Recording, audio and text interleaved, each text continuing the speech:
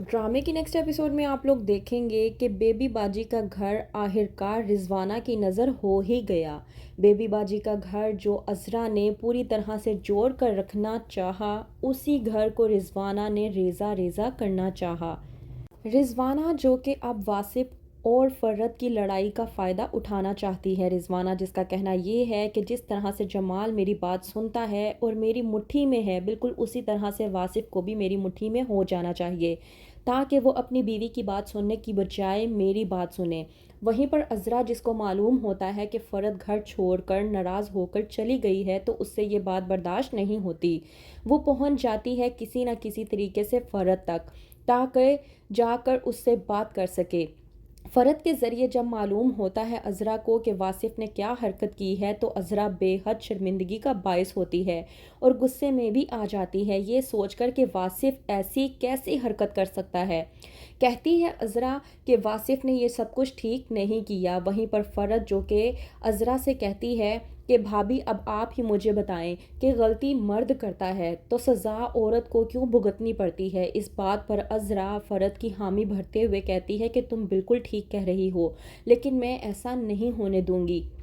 फ़रत जो कि अज़रा से कहती है कि वासिफ को अपने किए की कोई शर्मिंदगी नहीं है, उसने उससे माफ़ी तक मांगने की कोशिश नहीं की। अज़रा जो कि फ़रत से कहती है कि तुम्हें फ़िक्र करने की ज़रूरत नहीं है, अगर वासिफ ने तुमसे माफ़ी ना मांगी तो मेरा नाम भी असरा नहीं। वहीं पर दूसरी तरफ रिजवाना जो कि वासिफ को भड़काने की कोशिश करती है, कहती है कि अगर तुमने एक बार अज़रा को मना लिया, उससे माफ़ी मांगी, तो वो हर रोज़ का बिखेड़ा खड़ा करेगी और इसी तरह से तुमसे माफ़ियाँ मंगवाएगी। और एक मर्द की ज़ात के लिए ये बिल्कुल भी ठीक नहीं है कि वो औरत के सामने झुक कर उससे माफ़ियाँ मांगे।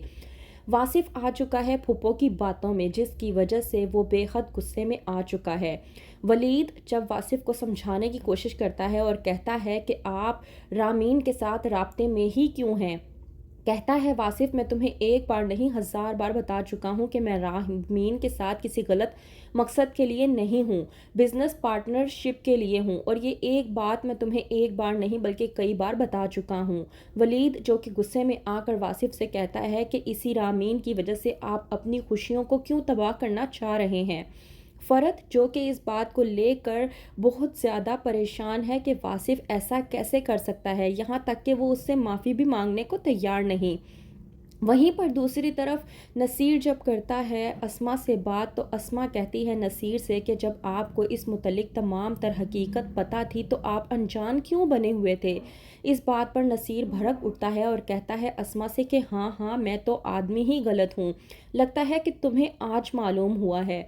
फ़रत और वासिफ की लड़ाई की वजह से नसीर और अस्मा के बीच में भी हो जाती है लड़ाई, लेकिन इस बात का फ़ायदा रिजवाना फुप्पो पूरी तरह से उठाने की कोशिश कर रही है, ताकि तमाम घर वालों को रेज़ा रेज़ा करके अपने मकसद में पूरी तरह से कामयाब हो जाए।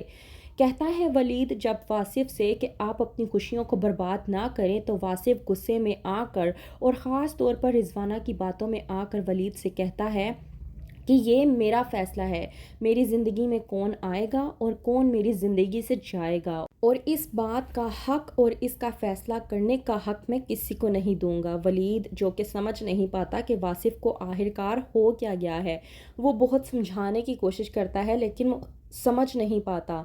तो क्या करेगा वासिफ, क्या फूफो की बातों में आकर फ़रत को हमेशा के लिए छोड़ देगा, या फिर अज़रा वासिफ को समझाएगी कि उसने जो कुछ भी किया वो ठीक नहीं था, और जाएगा वासिफ जाकर फ़रत से माफ़ी मांगकर उसे वापस ले आएगा। क्या होगा आगे, मज़ीद जानने के लिए देखते रहिए बेबी बाजी की बहुएं।